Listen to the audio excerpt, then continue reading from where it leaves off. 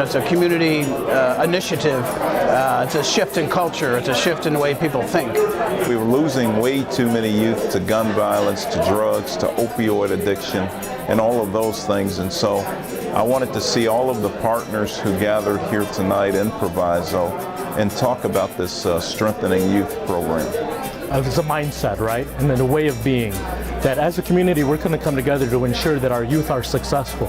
We have a lot of students that come from the Proviso Township that we serve, and we feel that this is part of supporting the efforts, children growing up and looking to their home community college as a place that they can come for resources, support, higher ed.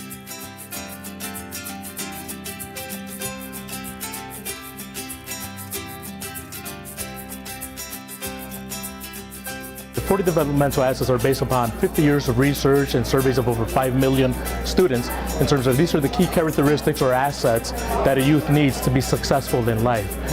So some of that has to do with community, school, family, positive self-identity. Which one on here that you have in front of you is the lowest?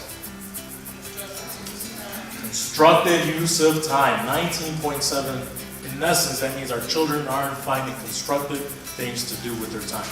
They're not volunteering, they're not active members, they don't go to church regularly, there's no activities for them to do, things of that nature.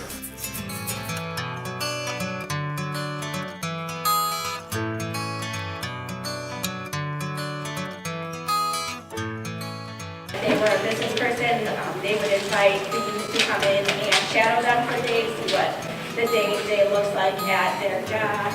If they don't have things to do that mean something to them, that's where they start to lose that time. But we also had a conversation about the importance of having youth involved in these kinds of activities and these meetings and making sure that their voices are represented.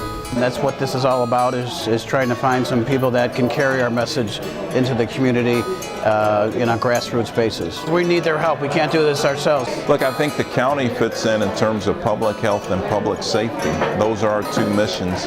And quite frankly, if a kid winds up going down the wrong path, they're going to wind up either in our juvenile temporary detention center, they're going to wind up in our county hospital or one of our clinics. And so we don't want to see that happen. We want them to stay on the straight path towards success. I'm hoping that when we walk out of here, we're going to have some new asset champions, some people invigorated and energized for the project, and hopefully that they take some of the 40 developmental assets and start preaching to the choir, if you will, in terms of this is what we need and how do we all work together. So I'm hoping that this is more of a beginning of a long process that we'll be able to, in a few years from now, to be able to say that our children have the 40 developmental assets to be successful in life.